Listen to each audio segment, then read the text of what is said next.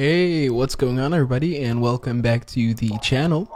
In this episode we're going to look at how to parse HTML forms in Rocket in Rust. Alright, so let's get straight into the code.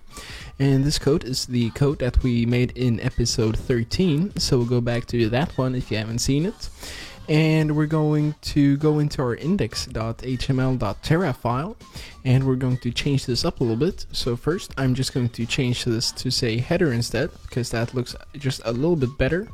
And then we are going to create a form. So start by using the form tag, and the method for that is going to be post.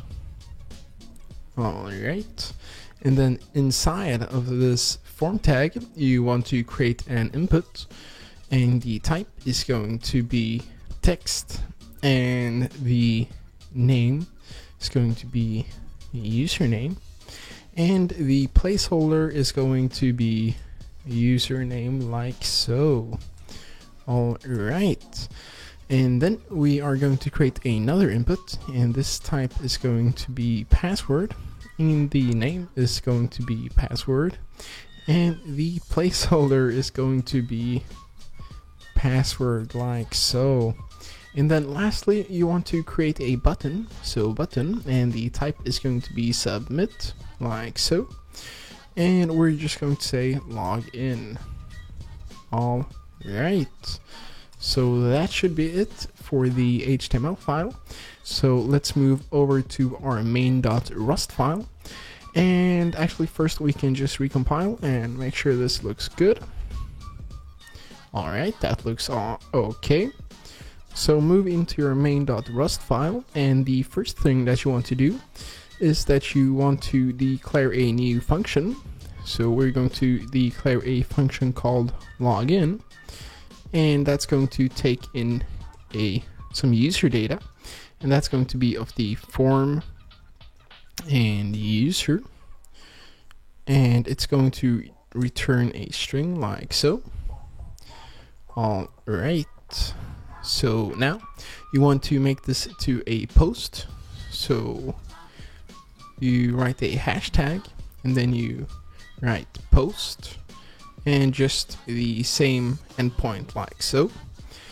And then you want to create this user struct, so go up to your structs and create a struct that's going to be called user, and this is going to have a username, and that's going to be a string, and a password, and that's also going to be a string, like so. Alright, so the next thing that you want to do is this form right here. So we are going to say use rocket request and then form, like so. And then we can start actually using this. So all that I'm going to do is I'm going to say format, and that's a macro, and just hello, and then the user.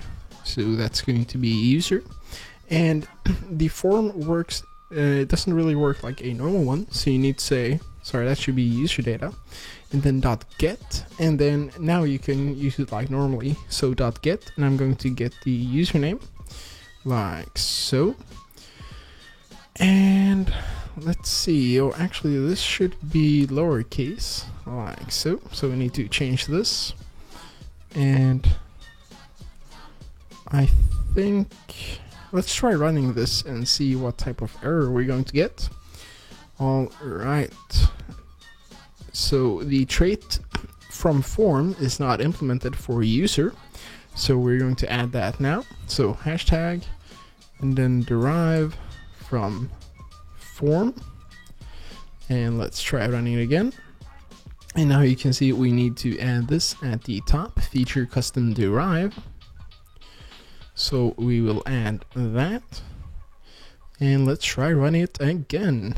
Alright, so basically what this is telling us is that here in the post we need to add, so we're going to add data is going to be equal to a user data, like so, and that should be like so actually.